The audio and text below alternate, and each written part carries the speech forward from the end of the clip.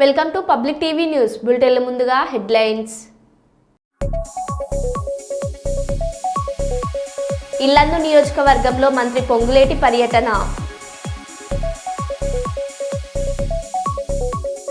హిరా foundation ఆధ్వర్యంలో చింతకుంటలో కులమతాలకు అతీతంగా 250 మంది పేదలకు బ్లాంకెట్ల పంపిణీ.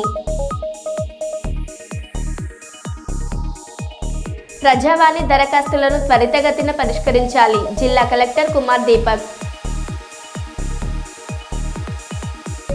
సంగారెడ్డి జిల్లాలో ప్రజాపాలనలో భాగంగా ఉత్సాహంగా 2K రన్ కార్యక్రమాలు. ఎమ్మిగనూరు పట్టణంలో కార్డన్ సెర్చ్ ఆపరేషన్. 18వ ఆంధ్ర NCC బెటాలియన్ ఆధ్వర్యంలో జాతీయ కాలుష్య నివారణ దినోత్సవ ర్యాలీ.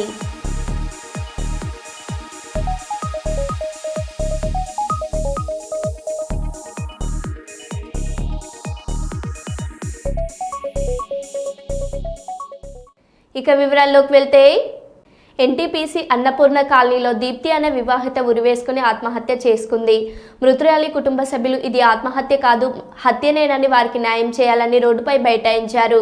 వివరాల్లోకి వెళ్తే NTPC అన్నపూర్ణ కాలనీలో ఉండే దీప్తి 28 సంవత్సరాల అనే యువతి 2021 సంవత్సరంలో ఆటోనగర్ NTPCకి చెందిన అఖ్వారార్ అనే నరేందర్ అనే వ్యక్తిని ప్రేమించి పెళ్లి చేసుకున్నది.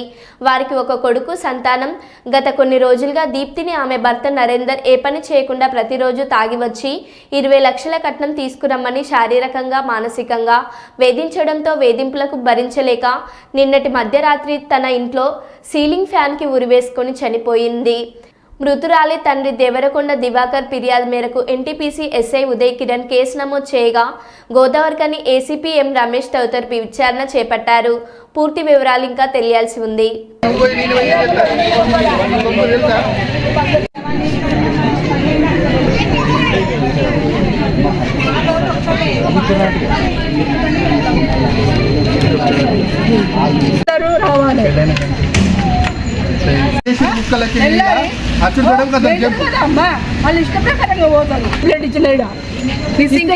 మిస్సింగ్ కేసు అని పెడితే అప్పుడు తీసుకొని వచ్చారు.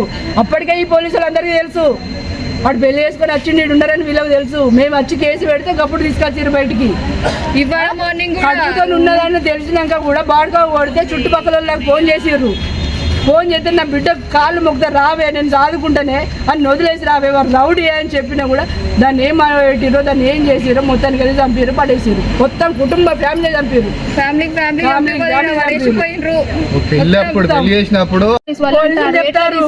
తీసుకోపోరి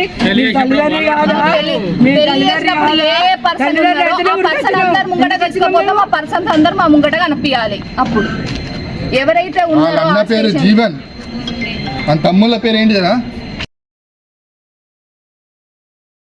వాళ్ళ చెల్లె మొత్తం 6 ఉన్నారు. వాళ్ళు వీనితో కలుపుకుని 6 వాళ్ళ దోస్తులు కూడా అందరు గ్యాంగ్ మొత్తం వచ్చి గల్లాలు ఎగరేసుకొని తిరిగి ఇప్పుడు ఏరి అందరు కలిసి చంపిర్రు. వాళ్ళు ఎక్కడికి పోయిర్రు? వీని కొడుకేది, నా చెల్లె కొడుకేడి, వాడిని ఎక్కడ దాచిపెట్టిర్రు? వాళ్ళు ఎక్కడ పరారయ్యారు? ఇప్పుడు ఎందుకు అత్తలేరు? ధైర్యం ఎందుకు అత్తలేదు? వాళ్ళు తీసుకొచ్చి పడేసిపోయారు. మరి తీసుకోవాల్సింది ఎవరు తీసుకోవాలి? తీసుకొచ్చి పడేసినప్పుడు ఇన్ఫర్మేషన్ లేదు మాకు. ఈ పోలీసులు వచ్చి వీళ్ళు ఇన్ఫర్మేషన్ ఇవ్వలేదు. మరి బిడ్డ వచ్చింది రాత్రి మీరు అని వీళ్ళు చెప్పలేదు. వాడు చేసుకున్నాడు వాడు చెప్పలేదు. మంది ఎవరితోనో తెలిస్తే మేము ఏడ్చుకుంటారు వచ్చినాం. ఈ పోలీసులు అందరు నా వాళ్ళే ఉన్నారు. మా తరపున ఒక్కడు లేడు ఇక్కడ. ఎవరన్నా ఇచ్చిరా మాకు? ఈ పోలీసు వాళ్ళు ఇచ్చిరా? వాడు మర్డర్ చేసింది కాబట్టి వాళ్ళందరూ చంపి పడేసారు. వాళ్ళంతా చెల్లె వాళ్ళు ప్రతి కేసుకు వాళ్ళు రావాలి. వాళ్ళు ఇక్కడ చెప్పాలి మా ముంగట ఏం జరుగుతుంది. వాళ్ళు ఇక్కడికి రావాలి. చంపిరో చెప్పాలి. మరి అదే చచ్చిందా వాళ్ళు చంపిరా? ఏ ప్లాన్ ప్రకారం చేసిరు మీరు? ఇది మరి పైసలు కావాలన్నా మరి ఇచ్చిపోతాను అడుగుతాను. పైసల కోసమే టార్చర్ చేసి పైసల కోసమే చంపిరు నా బిడ్డను. పైసల కోసమే చంపిరు. చేసుకున్నాం జీవిత ఇది నాకు వాళ్ళ ఫ్యామిలీ కూడా వాడికి సపోర్ట్ చేసిన వాడి అన్నలు ఇద్దరు, తమ్ముడు, వాళ్ళ అక్క చెల్లె మొత్తం అందరూ జీవితం అంతా శిక్ష పడాలి. కేసు అంతా మొత్తం ఫ్యామిలీ మీదనే. డబ్బులు ఏమవుతండి మాకు న్యాయంగా. లవ్ మ్యారేజ్ చేసుకుంటా అని చెప్పుకుంటా లేదు. బాధలు అన్ని ఒత్తుకొని వచ్చింది. అది లోపలనే టార్చర్ చేసిండు దాన్ని. అది కూడా చెప్పకపోయే మాకు. ఏం బ్లాక్ మెయిల్ చేసిండో ఏం చేసిండో ఏం వీడియోలు పెట్టుకున్నాడు ఏమో తెలియదు. బ్లాక్ మెయిల్ చేసి పెళ్లి చేసుకున్నాడు, ఇప్పుడు చంపిండు. ఇది కూడా పిల్లాడి గొంతు మీద కత్తి పెట్టి ఆ వీడియో చూపించింది. ఆ వీడియో పోలీసుల దగ్గర ఉన్నది. సెల్ఫీ వీడియో తీసుకోమని చెప్తే అది తీసుకొని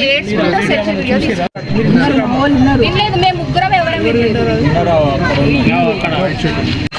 ఇలా నా భర్త విపరీతంగా కొడుతాడు, కట్నం దేవాలని కొడుతూ ఉన్నాడు.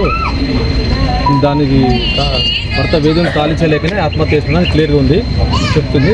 చెప్తూనే దాంతోపాటుగా నా కొడుకుని చదువుకోండి, మీరు చదువుకోండి, కొడుకుని చదువుకోమని చెప్పింది. వాళ్ళ డాడీకి వాళ్ళ అమ్మ నాన్నకి కొడుకుని చదువుకోమని చెప్పింది. నా భర్తను ఎవరు కట్నం కేసు పెట్టకండి చెప్పింది. కేసు వెళ్ళి మీద పెట్టకండి, నా కొడుకును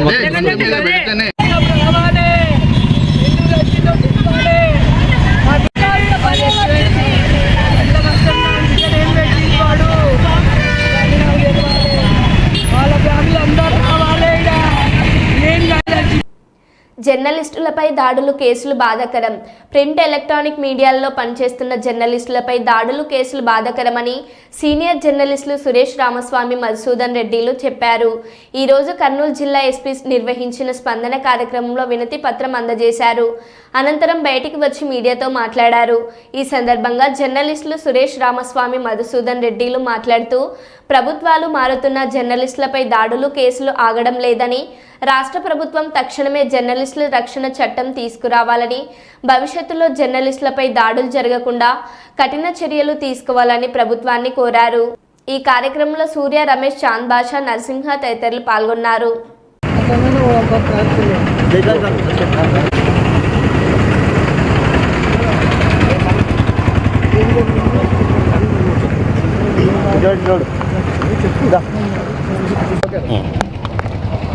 గత నెల 4వ తారీఖు, నవంబర్ 4వ తారీఖు యు నాగరాజు ఏపీఎస్పీ కానిస్టేబుల్ వాళ్ళ అబ్బాయి నా మీద దాడి చేశారు. ఆ విషయం గురించి 4వ తేదీ కంప్లైంట్ చేశాము ఎస్పీ గారికి.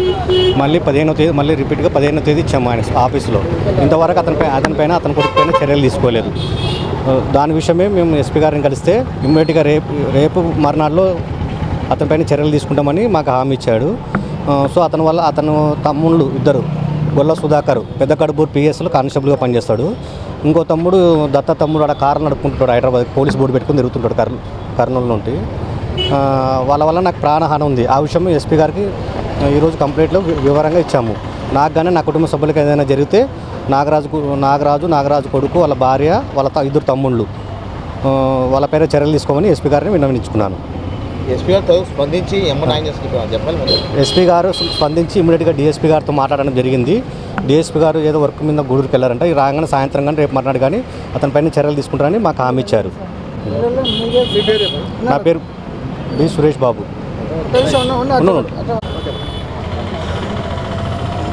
మన జర్నలిస్టులకు రక్షణ లేదనేది ఈరోజు సురేష్ గారి పైన జరిగిన దాడిని చూసే అర్థమవుతుంది. అయితే ప్రభుత్వాలు అయితే మారుతున్నాయి కానీ జర్నలిస్టుల పైన దాడులు మాత్రం ఆగడం లేదు. మేము ముఖ్యంగా ఒకటే చెప్తున్నాము, అయ్యా జర్నలిస్టులకు పట్ల జరిగిన దాడులపైన వెంటనే యాక్షన్ తీసుకోండి అని చెప్పేసి గత ప్రభుత్వంలో కానీ ఈ ప్రభుత్వంలో కానీ నోరు మొత్తుకుంటున్నాము. అయితే సాక్షాత్ జిల్లా పోలీస్ యంత్రాంగం దృష్టికి తీసుకెళ్ళినా కూడా ఇలాంటి సంఘటనలు పునరావృతం అవుతూనే ఉన్నాయి. అయితే గతంలో మన కొంతమంది విలేకరులపైన దాడులు చేశారు, మరి కొంతమంది పైన కేసులు పెట్టారు. అయితే ఇవన్నీ ఎందుకు జరుగుతున్నాయని చెప్పేసి మేము ప్రశ్నిస్తున్నాము. మేమైతే ప్రజా సమస్యలను ప్రభుత్వం దృష్టికి తీసుకెళ్ళడానికి, ప్రజలకు ప్రభుత్వానికి మధ్య వారధిగా ఉండేందుకే మేము జర్నలిస్టుగా వృత్తి కొనసాగిస్తున్నామే తప్ప మేము ఏ స్వార్థం కొరకో ఏ స్వలాభం కొరకో మేము చేయట్లేదు. కనుక ముఖ్యంగా తెలియజేయడం ఏమంటే ఈరోజు సురేష్ పైన జరిగిన దాడిని మేము తీవ్రంగా ఖండిస్తున్నాము. కనుక వెంటనే యాక్షన్ తీసుకోవాలని చెప్పేసి కోరుతున్నాము. అయితే ఈ కేసులు కానీ అలాగే ఈ తప్పుడు ఈ దాడి ఇవన్నీ జరుగుతున్నాయి కనుక దయచేసి జిల్లా పోలీస్ యంత్రాంగానికి చిన్న విన్నవిస్తున్నది ఏమంటే మా పట్ల చిన్న చూపు చూడకుండా జర్నలిస్టుల పైన దాడులు జరిగిన వెంటనే ఏదైనా సమాచారం మీకు అందిన వెంటనే ఆ సమాచారం ప్రకారం మీరు చర్యలు తీసుకోగలరని చెప్పేసి మేము విన్నవిస్తున్నాము. అయితే జిల్లా ఎస్పీ గారికి ఈరోజు స్పందనలో కలిసినాము సురేష్ పైన దాడి జరిగిన విషయాన్ని. అయితే అతనికి ప్రాణహాని ఉందని చెప్పేసి మొత్తుకుంటున్నాడు కనుక వాళ్ళ కుటుంబానికి రక్షణ కల్పించాల్సిన బాధ్యత జిల్లా పోలీస్ యంత్రాంగంపై ఉంది. కనుక ఇలాంటి జర్నలిస్టులపై దాడులు కానీ కేసులు కానీ పునరావృతం కాకుండా పోలీసులు చర్యలు తీసుకోవాలి. లేని పక్షంలో మేము పెద్ద ఎత్తున ఆందోళన చేయడానికి సిద్ధంగా ఉన్నామని చెప్పేసి ఈ సందర్భంగా మేము తెలియజేస్తున్నాము. ఎన్నికల హామీలు అమలు చేయకుండా జిల్లాలోని 3 ఎమ్మెల్యేలు ప్రజలను మోసం చేశారని బీజేపీ జిల్లా అధ్యక్షుడు రఘునాథ్ వెర్రవెల్లి ఆరోపించారు. జిల్లాలోని 3 కాంగ్రెస్ ఎమ్మెల్యేలు ఎన్నికల సమయంలో ఇచ్చిన హామీలు అమలు చేయాలని డిమాండ్ చేస్తూ బీజేపీ ఆధ్వర్యంలో ఛార్జ్షీట్ విడుదల చేశారు. ఈ కార్యక్రమంలో బీజేపీ నాయకులు పెద్దపల్లి పురుషోత్తం, రజనీష్ జైన్, ఆరుముల్ల పోషం, పట్టి వెంకటకృష్ణ, గుండా ప్రభాకర్, అమరరాజుల శ్రీదేవి, ఆకుల అశోక్ వర్ధన్, ఎనగందుల కృష్ణమూర్తి, మెటుపలుకుల తిరుపతి, అక్కల రమేష్, రాచర్ల సంతోష్, వాణిశ్రీలు పాల్గొన్నారు. రైతులకు రుణమాఫీ పూర్తిగా అమలు చేస్తామని చెప్పిన ముఖ్యమంత్రి ఇప్పటి వరకు రుణమాఫీ సగం అయింది. ఇక నిన్నేమంటాడు ముఖ్యమంత్రి, రుణమాఫీ అయిపోయింది, ఎంత చేసినామో చేసేకాడికి వడ్డీ రుణాలు ఇస్తామని చెప్పారు. ఎంతమందికి మీరు 0 వడ్డీ మీద రుణాలు ఇచ్చారు?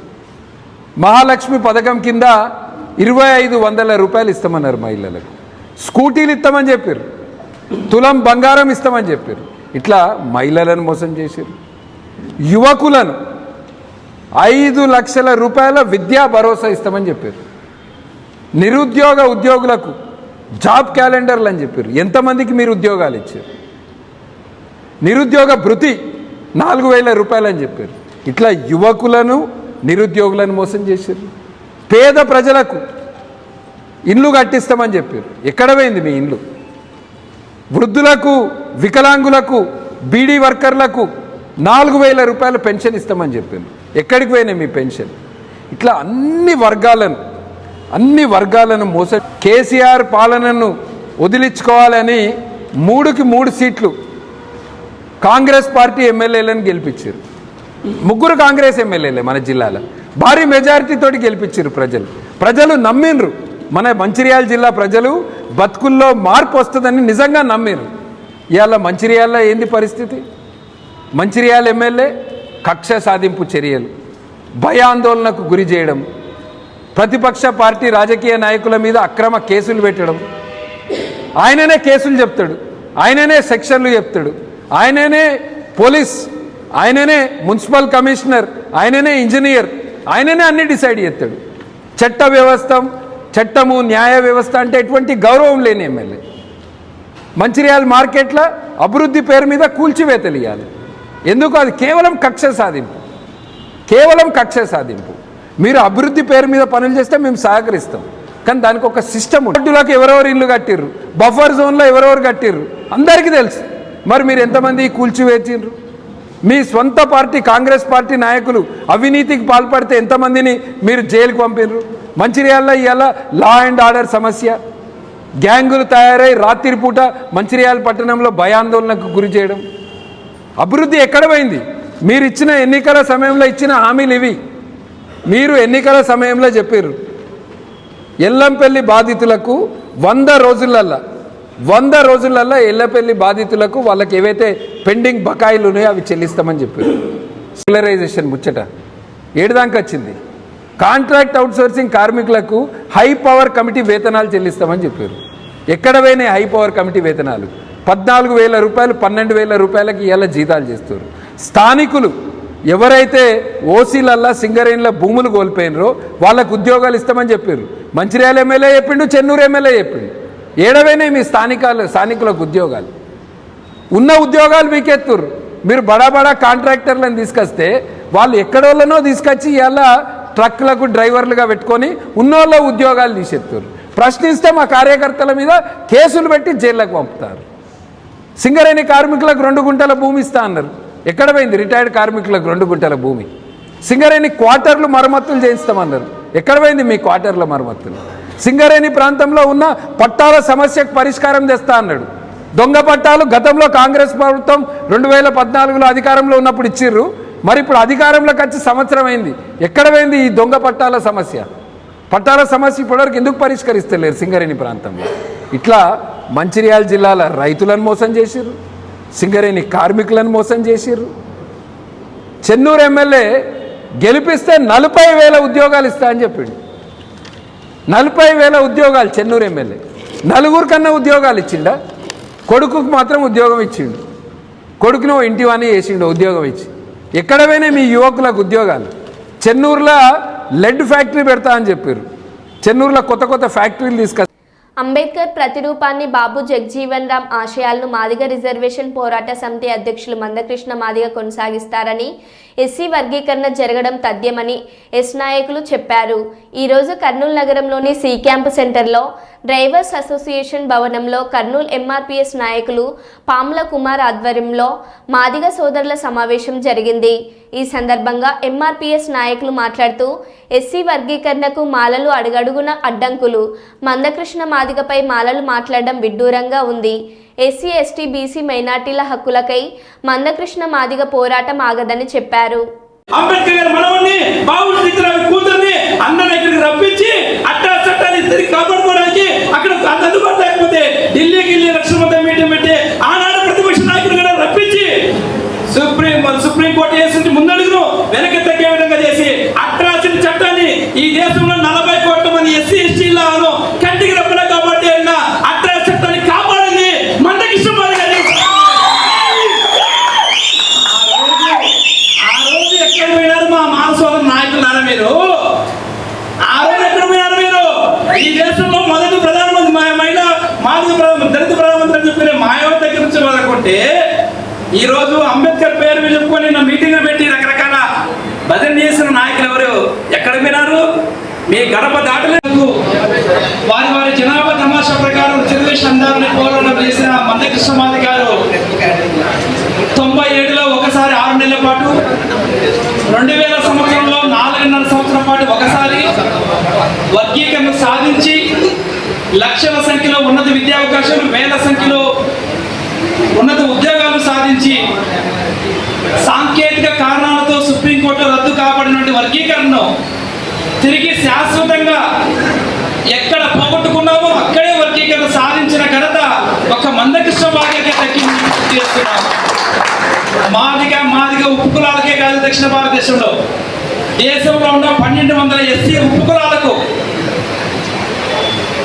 ఏ రాష్ట్రంలో ఎవరికి అన్యాయం జరిగిందో వారందరికీ న్యాయం జరిగే విధంగా ఆయా రాష్ట్ర ప్రభుత్వాలకు వర్గీకరణ చేసుకునే అధికారాన్ని కల్పించిన ఘనత కృష్ణ మాదిగ గారికి దక్కిందని గుర్తు చేస్తున్నాం. ఆ పోరాటంతో ఒక్క ఎస్సీ ఉప్పు కులాలకే కాదు, ఉమ్మడి ఆంధ్రప్రదేశ్లో మాదిగలకే కాదు, దేశవ్యాప్తంగా దళితుల 1200 కులాలకు నేడు ఆరాధ్యుడిగా మందకృష్ణ గారు చరిత్రలోకి ఎక్కారని గుర్తు చేస్తూ మా మాల సోదరులకు ఈ మధ్యకాలంలో కొంత అవాకులు చవాకులు పేరుస్తున్నారు. వారికి మేము గుర్తు చేస్తున్నాం, ఈ రాష్ట్రంలో ఈ దక్షిణ భారతదేశంలో మాదిగలకే కాదు 2 తెలుగు రాష్ట్రాల్లో మా ఆత్మీయ మాల సోదరులకి ఎక్కడ అన్యాయం జరిగినా అక్కడ నిలబడింది, కలబడింది, పోరాటం చేసింది, వాళ్ళని గెలిపించింది, వాళ్ళకి అన్యాయం మందకృష్ణ మాదిగ గారిని గుర్తు చేస్తున్నాము. నాడు ఎంఆర్పిఎస్ పుట్టక ముందు చీమకుర్తిలో ఒక సామాజిక ఉద్యమకారుడిగా ఉద్యమ ప్రయాణం మొదలుపెట్టిన రోజుల్లో చీమకుర్తి గ్రానైట్ ఫ్యాక్టరీ గనుల్లో 3 మాల ఆడబిడ్డలు చంపబడిన రోజు నుంచి మొదలుకుంటే నిన్న మొన్నటి ఈ రోజు వరకు కడప జిల్లాలో ఉన్నత ఉద్యోగి మాల ఉద్యోగి డాక్టర్ అర్చన్న గారు అంబేద్కర్ యొక్క ప్రతిరూపాన్ని బాబు చక్ర ఆశయాలను ఖచ్చితంగా కృష్ణ మాదిగ గారే ఈ దేశ ప్రజలు కనబడిపోతాడు, ఆయనే వారిద్దరి యొక్క వారసత్వం కొనసాగించబోతున్న విషయాన్ని కూడా మీరు దృష్టిపెట్టి రేపు వివేక్ గారు గుర్తు చేస్తున్నాం, సేనవీరి మహాసేన గుర్తు చేస్తున్నాం, ఇంకా చిన్న నాయకులు గుర్తు చేస్తున్నాం. మీకు మీ పార్టీలో కూడా ఇబ్బంది అయినప్పుడు మీ ఆత్మగౌరవాన్ని దెబ్బతింటే మళ్ళీ మా కృష్ణ నాయకులకు వస్తారనే విషయం కూడా మీకు గుర్తు చేస్తూ భవిష్యత్తులో వర్గీకరణ జరగడం తథ్యం. ఇందాక కృష్ణ గారు ప్రెస్ మీట్ చెప్పారు, ఇప్పుడు నేను వచ్చిన వాళ్ళు కాదు, వాళ్ళ నాన్నలు వాళ్ళ చేతాతలు వచ్చినా కూడా వర్గీకరణ ఇచ్చి కూడా మీరు ఎక్కి లక్కలేరని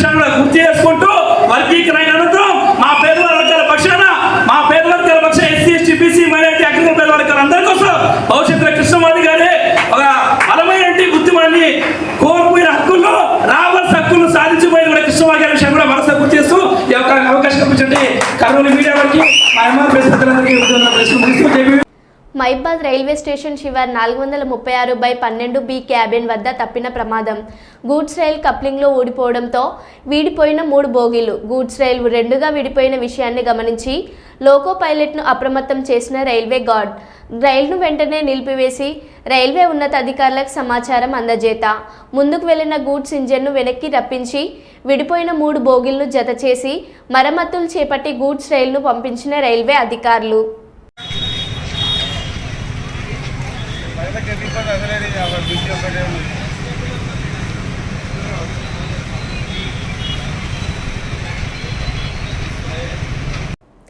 పెద్దపల్లి జిల్లా రామగుండం గోదావరికని పట్టణంలో స్థానిక ప్రభుత్వ నర్సింగ్ కళాశాలను శీలఫలకాన్ని ఆవిష్కరించి రిబ్బన్ కట్ చేసి ప్రారంభించిన ఎమ్మెల్యే మక్కన్ సింగ్ రాజ్ ఠాకూర్ నియోజకవర్గంలో ఉన్న హిజ్రాలను దృష్టిలో ఉంచుకొని మైత్రి ట్రాన్స్ క్లినిక్ సమగ్ర వైద్యం సమాన గౌరవం కాంగ్రెస్ పార్టీ ప్రభుత్వ లక్ష్యమని ప్రత్యేక వైద్య విభాగాన్ని ప్రారంభించడం జరిగిందని అన్నారు.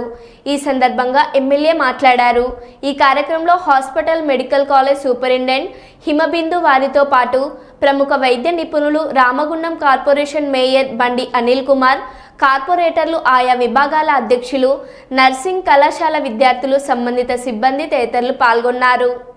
తెలంగాణ వ్యాప్తంగా 16 కొత్త నర్సింగ్ కళాశాలలకు మన ప్రియతమ ముఖ్యమంత్రి వర్యులు రేవంత్ రెడ్డి గారి హయాంలోనే మంజూరై సెంటర్లు కూడా ఉచిత. అదిగో మైత్రి ట్రాన్స్ క్లినిక్ సమాన గౌరవం సమగ్ర వైద్యం. భారతదేశంలోనే ప్రప్రథమంగా ట్రాన్స్జెండర్ వ్యక్తుల సాధికారత కోసం తెలంగాణ రాష్ట్ర ప్రభుత్వం మైత్రి ట్రాన్స్ క్లినిక్లను ఏర్పాటు చేసింది.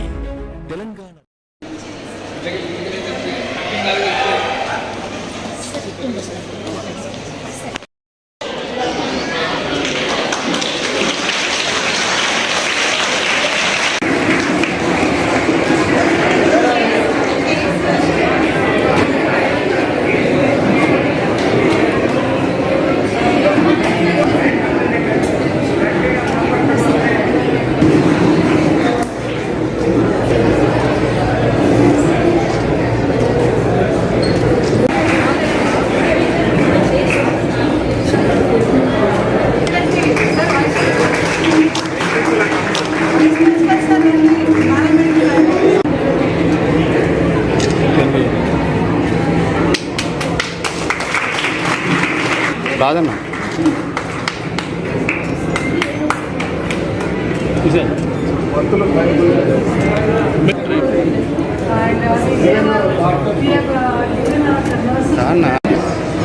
మేడం కొద్దిగా మేడం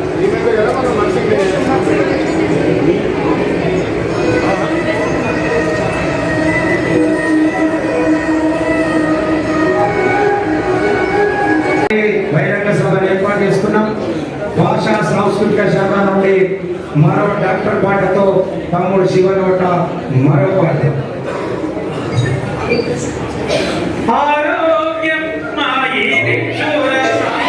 అధ్యక్షుడిగా శాసన సభ్యుడిగా మీ అందరూ కూడా ఆ కార్యక్రమం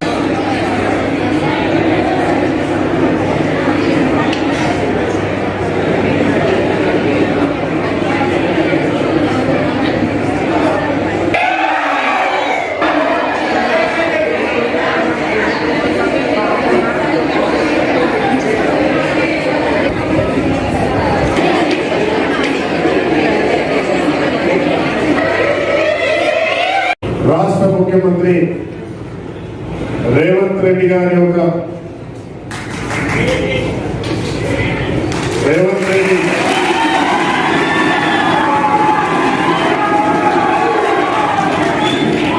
డైరెక్ట్ గా ఈ రోజుకి 1 ఇయర్ 1 సంవత్సరం ఈ రోజు పోలింగ్ గడుల పాలన పోయి ప్రజా పాలన వచ్చినప్పుడు మీ ప్రభుత్వం వచ్చిన రోజు ఈ రోజు ఇక్కడ మెడికల్ కాలేజ్ అసంపూర్తిగా చేసిందే రేవంత్ రెడ్డి గారు దీన్ని పూర్తి చేయడానికి అదనంగా కావలసినంత డబ్బు ఇస్తాం, నిధులు ఇస్తామని ఈ మెడికల్ కాలేజ్ ని ప్రోత్సహిస్తూ మా పేద నాయకులు స్థానిక మంత్రివర్గం అలా చేసి ఈరోజు అడ్మిషన్స్ కూడా ఇచ్చే కార్యక్రమానికి శ్రీకారం చుట్టాం. అందరికీ శుభాకాంక్షలు. అమ్మ జన్మనిస్తే ఆరోగ్యం పాడైపోతే మళ్ళీ జన్మనిచ్చేటువంటి ఒక గొప్ప వ్యక్తులు ఎవరైతున్నారు. కానీ మీరు భవిష్యత్తులో జాగ్రత్తగా గౌరవంగా మీరు మంచి స్థాయిలో చదువుకుని ఉన్నత స్థాయిలోకి వెళ్ళాలి. మరో బులెటిన్లో మళ్ళీ కలుద్దాం. Stay tune.